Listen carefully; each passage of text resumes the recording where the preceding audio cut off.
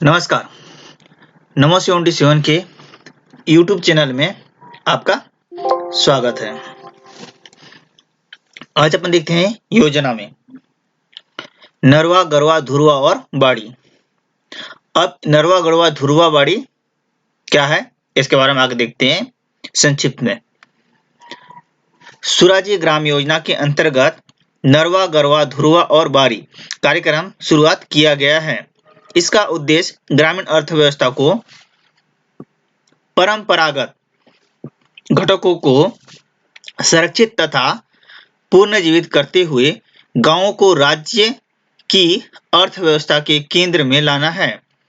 मतलब जो गांव है उसको अर्थव्यवस्था के मुख्य केंद्र के रूप में लाना इसका उद्देश्य है। साथ ही पर्यावरण में सुधार करते हुए किसानों तथा ग्रामीणों की व्यक्तिगत आय में वृद्धि करना भी है। आर्थिक विकास के साथ साथ पर्यावरण के सुधार के साथ नरवा, गरवा, धुरवा, बाड़ी कार्यक्रम का शुरुआत सुराजी ग्राम योजना अंतर्गत किया गया है। अब देखते हैं नरवा, इसका उद्देश्य।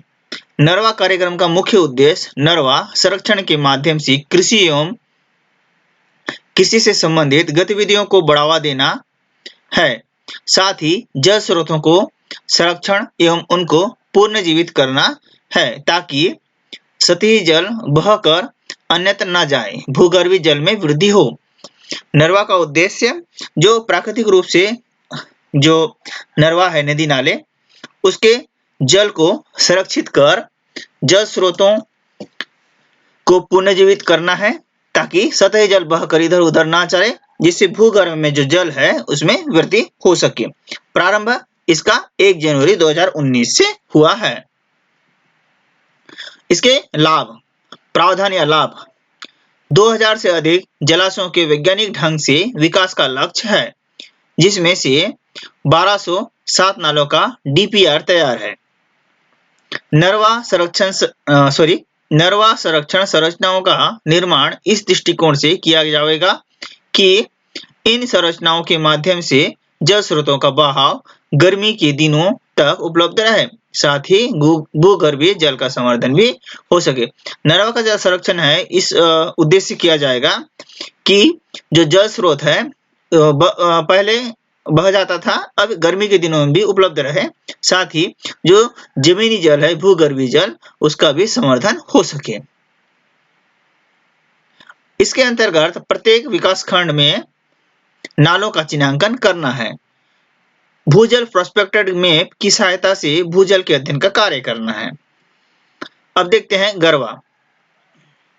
अब गरवा ग्रामीण परिदृश्य में पशुपालक उन्नत नस्ल के पशुओं का उचित प्रबंधन ठीक से नहीं कर पाते हैं। साथ ही अनुत्पादक, अल्प उत्पादक एवं कृषि कार्य हेतु अनुपयुक्त पशुओं का रखरखाव एवं पालन पोषण भी नहीं कर पाते हैं।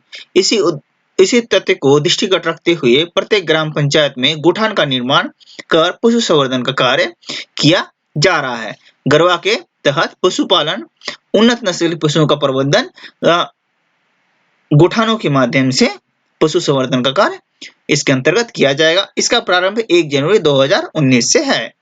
अब इसके लाभ। 5000 गोठानों के विकास का लक्ष्य 1905 गोठान निर्मित तथा 2700 चिन्हांकित है। 1703 चारागाह निर्माण की स्वीकृति, 718 का कार्य पूर्ण हुआ है अभी तक।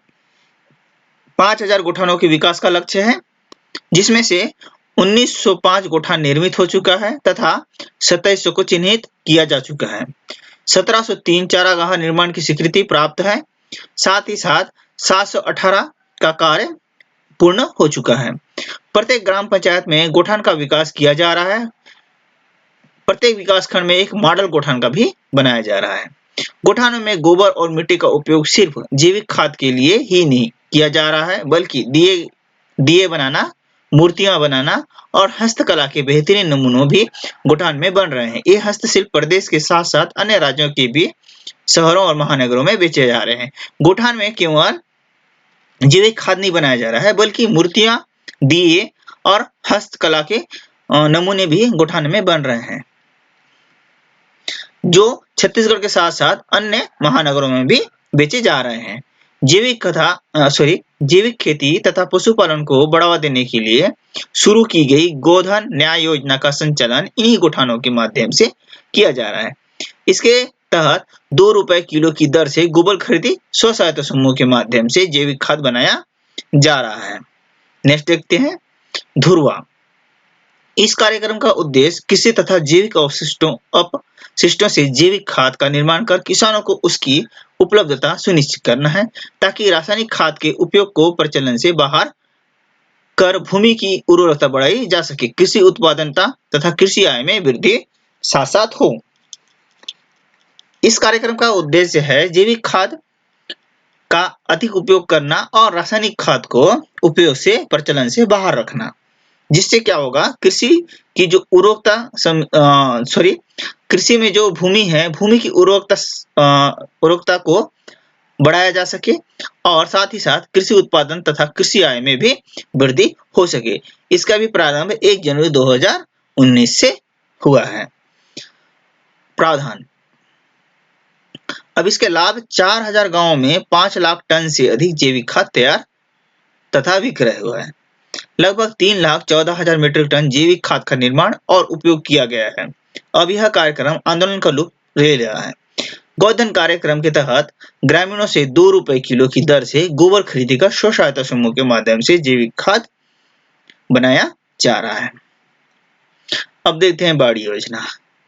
पारंपरिक घरेलू बाड़ियों में सब्जियां तथा फल फूल के उत्पादन को बढ़ावा देकर गांव में पोषक आहारों की उपलब्धता बढ़ाना है।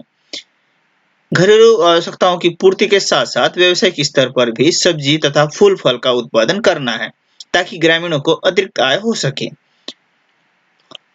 प्रारंभ 1 जनवरी 2019 से। अब इसके लाभ। फल तथा सब्जी उत्पादन के लिए बीजों का वितरण होगा। साथ ही साथ 4,500 गांवों में 1,45,000 बाड़ियों का उन्नयन कार्य किया जाएगा। नमो 77 में बने रहने के लिए आपका धन्यवाद। आपका दिन शुभ रहे।